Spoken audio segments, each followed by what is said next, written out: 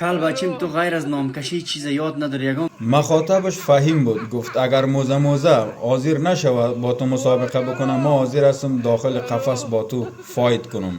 بعضی در کامنت ها نوشته بودن که از کلاه آتش پرید. سلام و درود خدمت وطندارای ازبک ما. با وطندارای ازبک خود گفت از طرف قوم شما به قوم محترم تاجیک توهین‌های متعددی صورت می‌گیرد. اگر جلوگیری نشود عواقب بد و ناگوار خواهد داشت. روز بارانی بود، نمیتونستند بیرون ویدیو بگیرند. به همین خاطر داخل اتاق انتخاب کردند، وگرنه خوابی در کار نبود. دختر خانومی به نام انای احمدزی گفت با گفته یکی از فالوورای این آدم، فهیم از مسابقه گویا فرار کرده باشد. خواستم یک معذرت خواهی کنم از تمام کسایی. لالا مسعود از فالوورایش معذرت خواهی کرد چون که در انتهای سال قرار داریم گفت. ولی کوتاکو نظر متفاوتی داشت.